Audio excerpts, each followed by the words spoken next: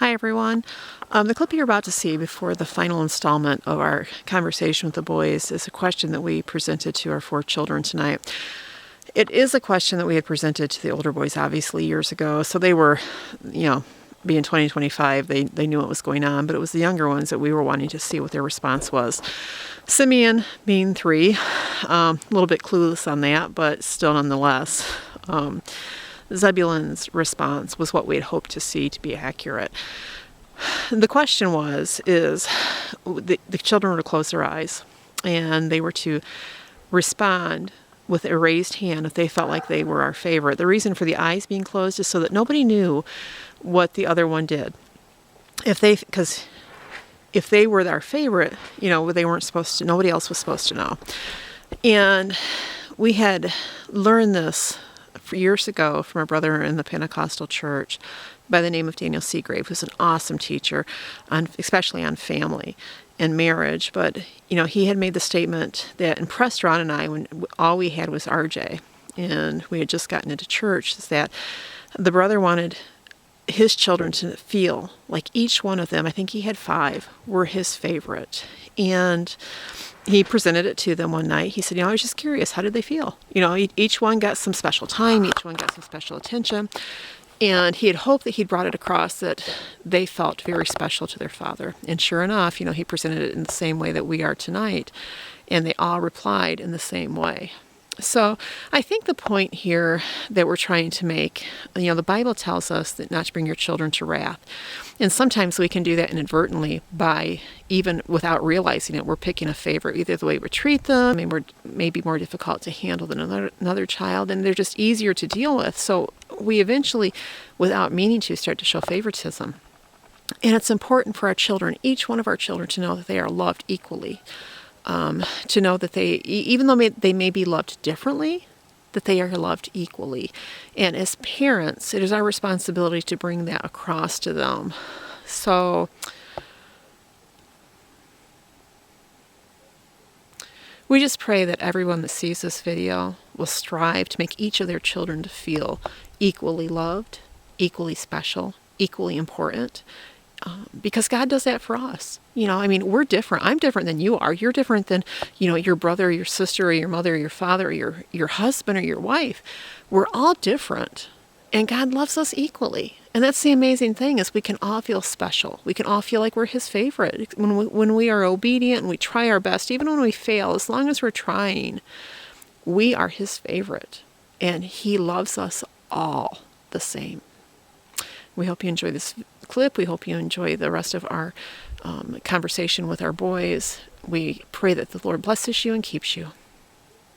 Thanks, and God bless. Zebulun and Simeon, I need you two to listen especially, because I'm going to ask a question. Your father's going to ask a question. And all 4 of you are going to have your eyes closed. Nobody can peek. Okay? Okay. Now, RJ and Josiah, you guys, when I ask this question... Just a minute. You'll remember this question because your father and I posed this to you years ago in the exact same manner. Okay? Now, I want everybody's eyes closed. Mine are closed. I want you to raise your hand if you know that you are my favorite.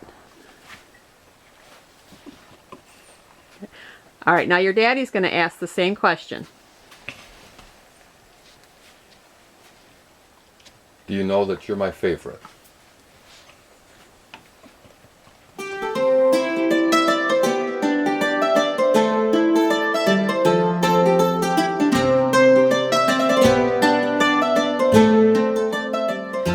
We talked about work. We talked about the amount of work, and I did ask you if there was anything else. Would you want to redo this again? Would you want to do this life again if you could pick? And you both said yes. Okay. What I'm not sure if I asked, so I'll ask it now, is obviously you guys have a much more intense workload than the average person your age today. Your workload resembles what went on for hundreds of years in America. You guys get up in the morning, you go do your chores, you bring in wood. If the, obviously bringing wood isn't just picking up the wood, you have to chop it. You have to go out and get the wood, at some point in time during the day.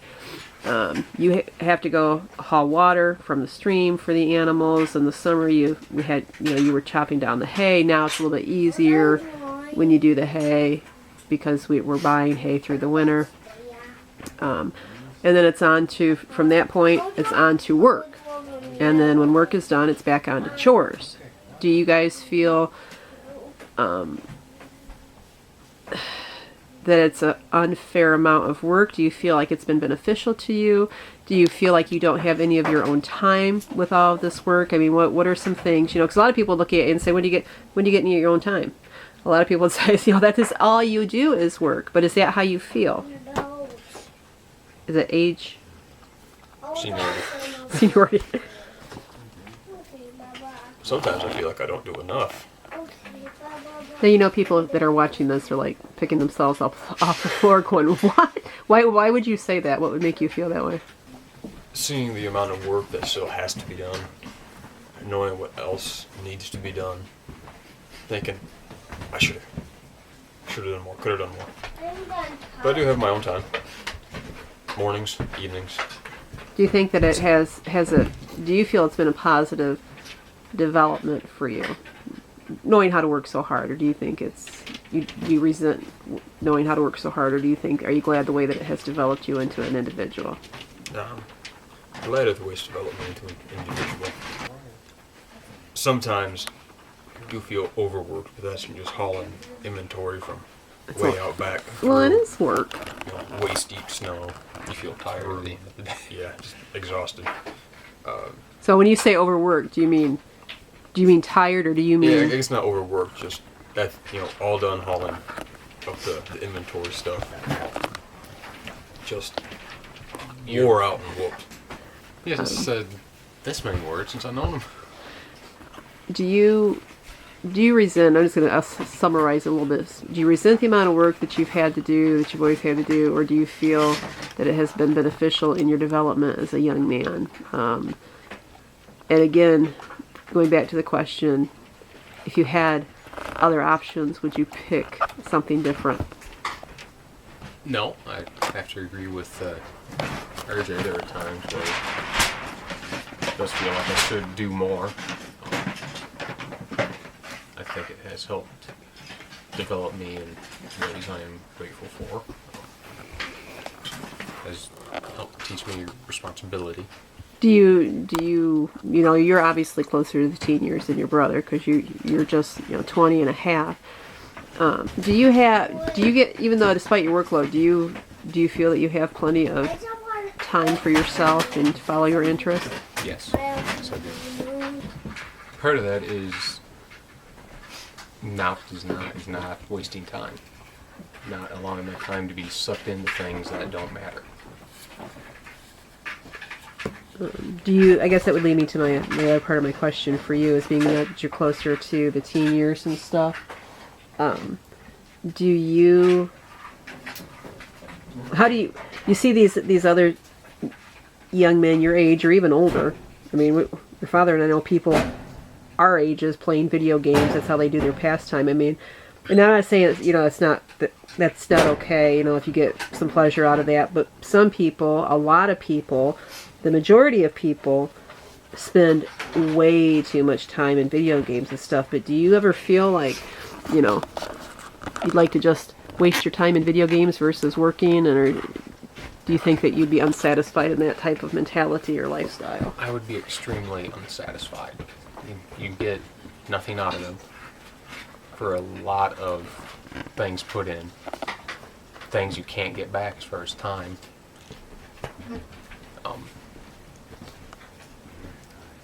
I would not be fulfilled or satisfied at all with that. Is this the lifestyle, the hard work, the long days, is this the lifestyle that you would want for your own family? Me again. Age before beauty. Got it. Yep. No expounding, just yep. Good. Wish I could remember more of it. The speech by Theodore Roosevelt, The Strenuous Life. Being hard workers, doing your responsibility for the country, for your family, community. Not being slothful, lazy, building character. And I will say, not because I'm your mother, but you guys are full of character. Are we characters? You are characters. Great. No, but you guys, we've had more than one person over the years tell us you two are the hardest working boys they've ever seen. But then we've had others wonder if you feel like you've missed out on things because of that. And I guess that's one reason why we're doing this interview, to get your input. Obviously, you're 25 and 20. If you didn't want to be here, you don't have to be here. We don't have some magical rope keeping you guys here. It's just what you want. What about you? I would have to say, make sure I phrase this right so it comes out the right way. Yes. Did I phrase that right? Is yes what you mean? Yes, this would be the lifestyle I would choose.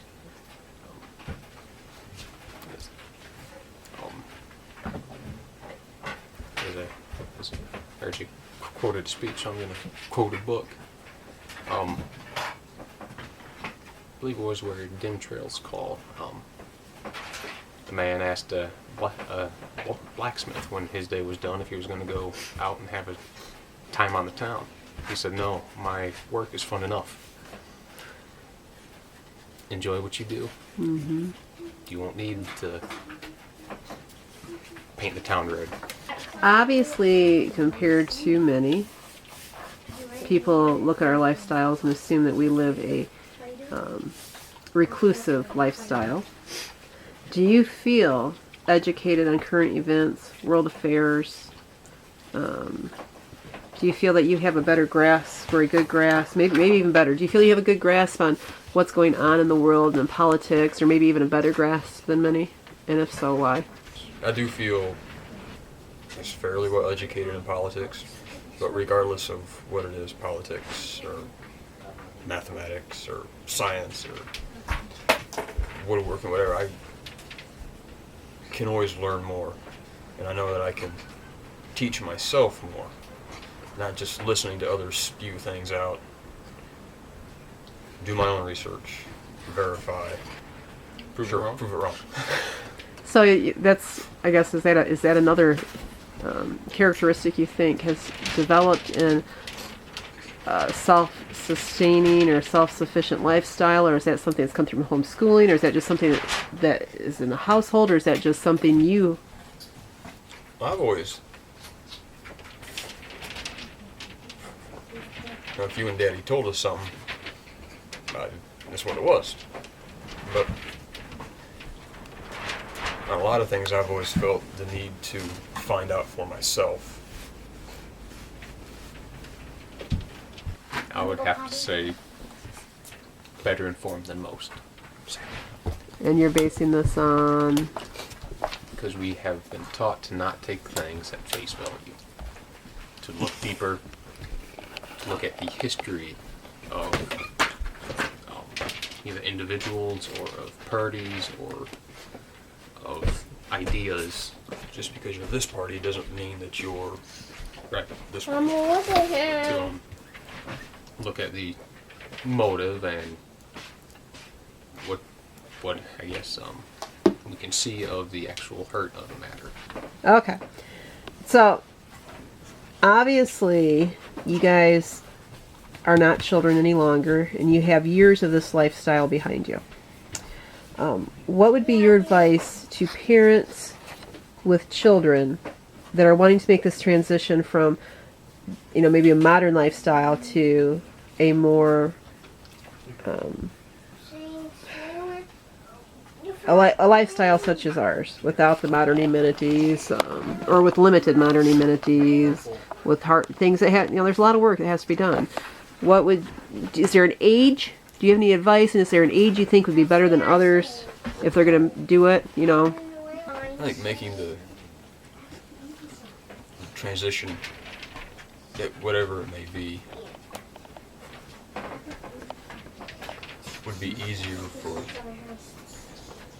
younger children who aren't already set in particular ways, aren't already used to video games and TV and everything whenever you want it. I agree.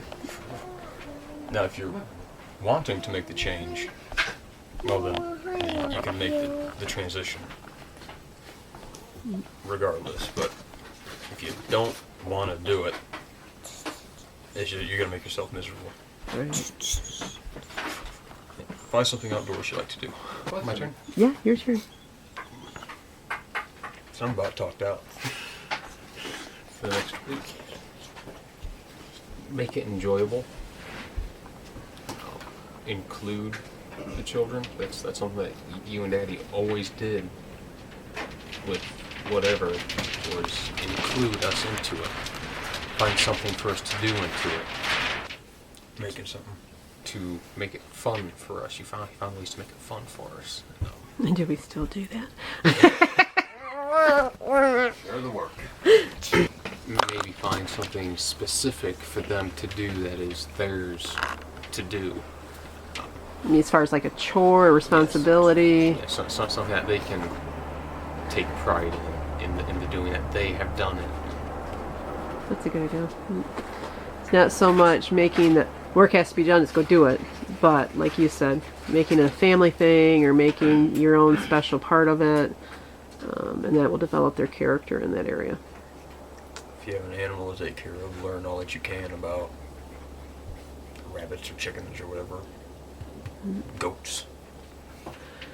One question I had for you the other night when we were answering some questions was if you had a hero. And you both said... Daddy. Now here's my question for you, and I know I'm putting you on the spot. Uh-oh. Now, you guys have had, you haven't been totally sheltered. You've had interaction, you've made friends, you've gotten to know people. But I want to know, are you guys friends? Are you just brothers? Or are you friends? Or worst enemies. Depends on the day. I'd say we're friends. Are you I friends would or are you say- best friends? Best friends. Best friends. That's a wrap.